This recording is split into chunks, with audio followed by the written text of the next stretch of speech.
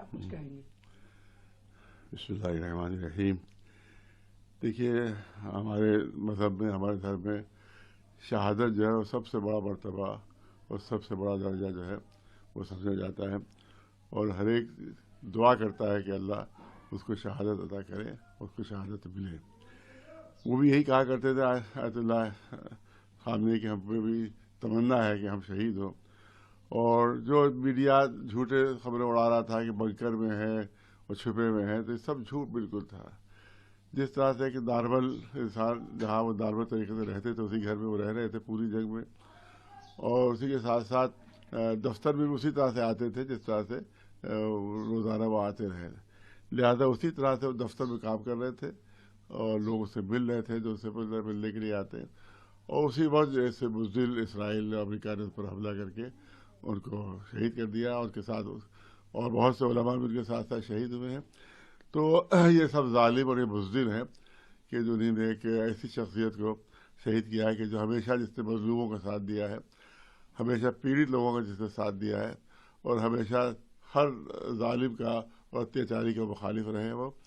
اور ہم تو سمجھتے کہ ان کا جو خون بہا ہے تو شہید کا خون کبھی رائے گا نہیں جاتا ہے، اور اسی خون کے ایک ایک قطرے سے جو ہے انقلاب پیدا ہوتا ہے، اور جو ظالم جو ہے اس میں ختم ہو جاتے ہیں، اس میں ڈوب جاتے ہیں. تو ہم تو سمجھتے ہیں کہ خود نیتن یاہو نے اور ٹرمپ نے ان کو شہید نہیں کیا بلکہ خود اپنے ڈیتھ وارنٹ پر دستخط کر دی انہوں نے. اور انشاءاللہ ان کی موت بھی انتہائی بدترین موت ہوگی، ٹرمپ کی بھی، اور بدترین موت ہوگی نیتن یاہو کی بھی، اور ان کو اللہ کی طرف سے سزا ملے گی.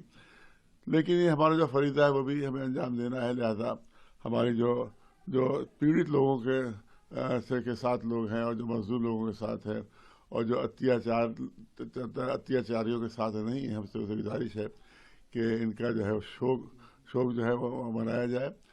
اور اسی لیے ہم نے اعلان کیا ہے کہ 3 دن کا شوق جو ہے ان کا منایا جائے گا. اور لوگ بہتر یہ ہے کہ اپنی دکانیں، اپنے کاروبار بند رکھیں، اور کسی کے ساتھ زبردستی نہ کی جائے. جو اپنی مرضی سے بند کرنا چاہے کاروبار بند رکھے، کیونکہ بہت بڑا نقصان انسانیت کا نقصان ہوا ہے، مسلمانوں شیعوں کا نہیں بلکہ انسانیت. جو مظلوموں کے خلاف آواز بلند کر رہا تھا کہ جو مظلوم فلسطین کہ جو مارے جا رہے ہیں، اب بھی مارے جا رہے ہیں، ایک اکیلا آدمی ان کے لیے آواز بلند کر رہا تھا.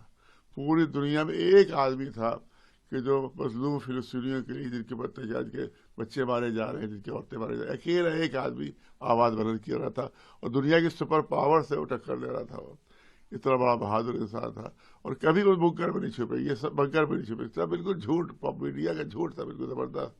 کبھی بنکر میں گئے نہیں، وہ ہمیشہ اپنے گھر میں رہے، دفتر میں رہے. اسی طرح سے وہاں پر ان کو شہید کر دیا گیا. تو لہذا 3 دن کا شوق کا اعلان اور سوگ کا اعلان کیا جا رہا ہے.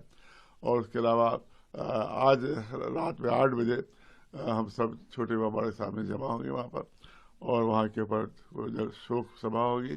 اور پھر وہاں سے ایک کینڈل مارچ نکالنے کا پروگرام ہو رہا ہے کہ سارے لکھنؤ کے جو وہ لوگ کہ جو ظلم کو ناپسند کرتے ہیں اور جو مظلوموں کے ساتھ ہمدردی رکھتے ہیں، چاہے کسی مذہب کا ہو، کسی دھرم کا ہو، ان سب کو ہم دعوت دیتے ہیں کہ وہ اس شوق سبھا میں وہ آئیں، اور اس جو ہمارا جو یہ مارچ ہو، کینڈل مارچ ہوگا، اس میں شریک ہو، اور ظلم کے خلاف آواز بلند کریں، اور مظلوموں کی حمایت میں وہاں کے اوپر جمع ہو.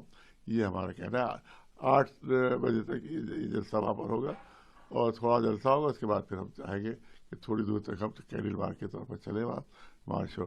اور ہم یہ چاہیں گے کہ پورے ہندوستان میں جہاں بھی آپ ان کے ماننے والے ہیں وہ بھی یہی انداز اختیار کریں کہ ایک ہی دن ایک ہی وقت پورے ہندوستان میں کینڈل مارچ اس طرح کا، یا اگر کینڈل مارچ نہ ہو سکے تو کہ جلسہ ہی ہو جائے، تو ہر جگہ جلسہ منعقد کیا جائے، اور شوق سبھائیں جو منعقد کی جائے، تاکہ جو ظلم کے خلاف آواز بلند ہو سکے اور مظلوموں کی حمایت ہو سکے، اور ان کا جو مشن ہے اس کو ہم لے کر آگے بڑھیں.